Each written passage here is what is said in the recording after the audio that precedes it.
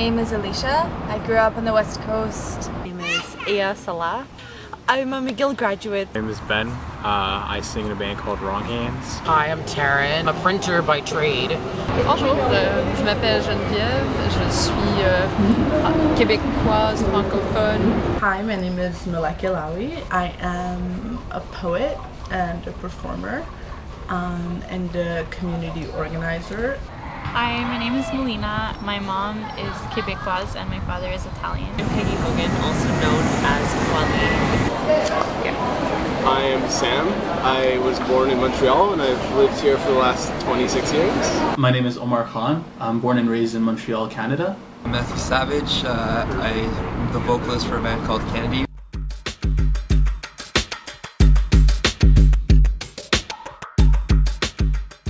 Basically the word plural with ism on it. So I throw away ism because you can add ism to any word and create a new concept. But plural means more than one, right? Ism is really whenever you have multiple cultures or identities, be it religion, race, sex, gender identity. Everything is pluralistic. For me, pluralism means like multiple identities. You know, it relates to intersectionality a bit too. Identity markers are various ways of creating some sort of semblance of a stable identity, meet each other and create a sort of like dynamic moving being. And I also feel that pluralism as a context within society, especially today, is something that means a positive inclusion, not just participation, not just like integration, but like a complete like inclusion and interaction with all these different ideas and cultures. When you make something plural, you add an S to it. That means multiple. So I guess if I was going to define pluralism, I would just say that it's accounting for the fact that there's more than one. There's more than one type of person, there's more than one viewpoint, and so all of those things need to be given space and need to be accounted for. Cultural pluralism, right, is what would probably be the closest, the most relevant, and it's having all these subcultures within a larger global subculture.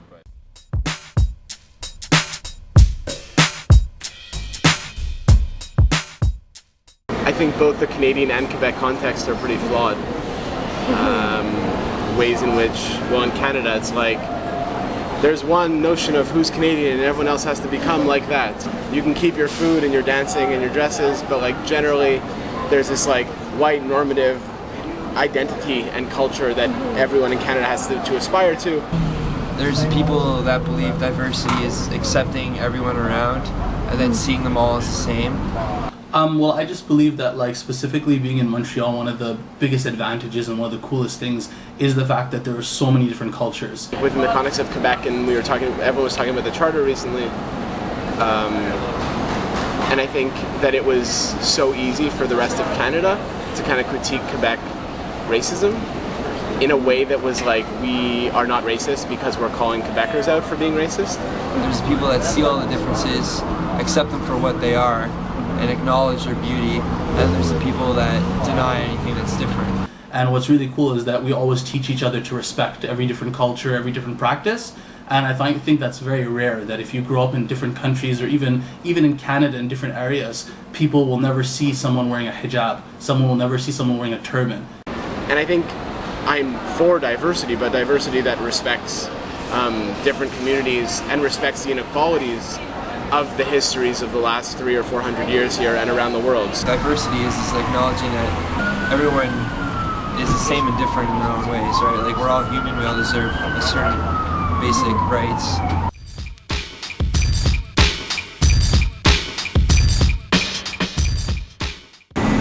I'm a queer identified POC artist of color. It took a long time, and I wasn't sure for a long time if it was useful for me to identify myself as a poet or... My first and foremost identity, I think, is being a Muslim. I'm more socialist in nature. I'm feminist also. Or used to identify as an athlete, a footballer, but at the same time as a musician. I am Canadian. It took me a while to really feel Canadian.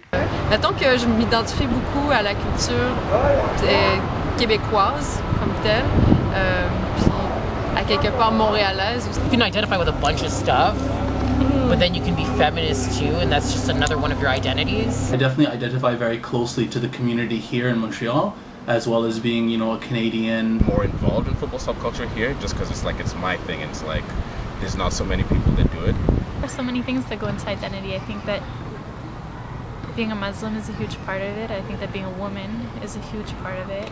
As a kid growing up, I used to go to a church youth group, and they used to play a lot of there was a lot of Christian hardcore bands they'd play, and like just the intensity of it kind of attracted me to that, and like just that there was a meaning and a message behind what they were doing it for, like definitely made me want to be a part of that. Not only am I black, mixed race, but I'm also a female.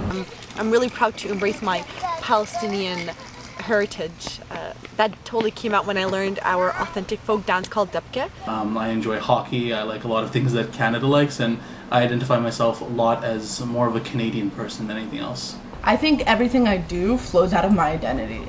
And when I'm not doing things, so I'm not always active in, social justice scenes, or there's been really long periods where I haven't written. What I try and do is, my religion is more my identity than any country is for me, because that's what I believe in, right? It's my belief system. J'ai l'impression d'avoir une grande influence de la part de mes parents au niveau culturel, c'est sûr, mais j'ai quand même eu beaucoup de gens autour de moi qui m'ont influencé ici et là, pour ce qui est de surtout au niveau politique. It's not because I cover my hair or because I wear, long sleeves and long dresses that I'm less of a person or that I'm less of myself. Whoever can identify as something should identify, because I know for a long time I was like, where are the black female writers, or does anybody have the same mixed race experience as I do? I know that definitely when I'm in Canada, I feel very Palestinian, and when I'm in Palestine, I feel much more Canadian. Je m'identifie beaucoup à ma génération, aux défis qui leur sont posés. I would say that probably being Muslim and Canadian has like the least amount of clashes than, being Guyanese and Muslim or Pakistani and Muslim. But now I feel like Islam is in my heart, and I know it's there, and I know that I belong there, and I know that it belongs in me. My poetry mainly comes out of my own direct experiences. So a lot of it is about the interplay of different identities or different political ideas and how they sort of intersect within a person. Je crois que la plupart des gens ont plusieurs identités, surtout dans notre monde moderne où on est exposé à toutes sortes de choses. Getting involved in hip-hop has really helped me feel comfortable in identifying the way I identify as a queer person, as a person of color.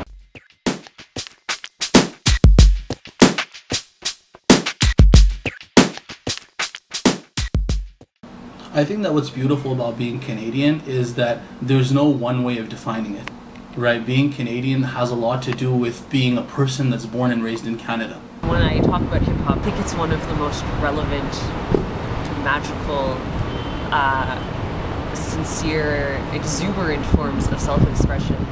If people are organizing together, it's often on shared ideas and principles and beliefs, and oftentimes people gravitate towards one another. If you think with the roots of punk and then hardcore art, it's just it's counterculture, right? Everybody has a different image of Canada. For some people, it's playing hockey on ice. For other people, it's playing basketball in the summer. And for some other people, it's going to a nice movie in winter. And kind of football culture, it's a culture on its own in that, for example, I'm an Arsenal fan. Arsenal is a team from London, and I've been to London once for maybe 12 hours. I've never seen a game. I'm not from there, but it's huge. People identify as fans of teams that are from places they've never even been. Feminism and culture, it is a culture. Hardcore was about, it didn't matter where you were or who you were in society. All that mattered was that you were there, and so in that way, like in the 80s and the 90s. It didn't matter if you're gay, it didn't matter if you're a feminist, it didn't matter if you're neither of those. De toute façon, ma famille, elle est très biculturelle parce que ma mère, elle a un frère et une sœur, puis les deux sont mariés à des anglophones. Alors, depuis que je suis tout jeune, j'étais exposée à ça, puis à deux réalités. What people call spoken word, because it's a way to be listened to and heard and to express yourself clearly. Whereas I think rap artists are a part of hip hop, but it's the whole thing. It's the b-boys and the girls, and it's the street art, and it's the DJs and the producers, and it's the meeting of all of these elements that really make the movement special. And the terminology of being a Muslim is someone who submits to God. The basic testimony of faith is there's only one God and Muhammad is his final prophet. So I believe in Jesus and Moses and all those cool characters in the past. There's a lot of people who have different, I feel, personal definitions of straight edge. I think that Islam taught me how to love. I think I didn't know how to love myself. I think I didn't know how to love God. I didn't know how to love other people. It's definitely a cultural expression when you take a form of art that really isn't mainstream and you're just able to like put it all out there. Being Muslim is all about faith and trusting in God, and that doesn't change. It may fluctuate. Sometimes you feel like you have a higher level of faith in something. Sometimes you feel maybe spiritually lower. Well, what I love about poetry is that, especially performance poetry, so it's mixing the art of words and the art of speaking. And so then straight edge kind of took on this different form of kind of a movement. And now the way that I could best describe it is that straight edge is a commitment against drugs and alcohol. For me, it's an ideology and it's a culture. Like, I think they go hand in hand because the way that I want to live my life is kind of more pro-feminism, pro-female. Ideals that I've found through hardcore have been things like veganism, even feminism to a certain extent. There is a saying that Islam is like a river of flowing water, and whichever land it goes on, it will take its color. And so for me, poetry is a vehicle, not only to get an idea across, but hopefully to do something bigger, to bring people together, to move change forward. In Guyana, there's a lot of different things that happen over there. And of course, one of them is that, of course, people drink alcohol, for example, and my religion says that we don't drink alcohol. What it is to be Palestinian can be ever-changing as events unfold within Palestine itself. Actually, a lot of my pieces touch directly on that experience, on being a woman of color, on being a migrant. And I think that's why I'm so attracted to music in general, is because like you kind of see a different side of humanity that isn't about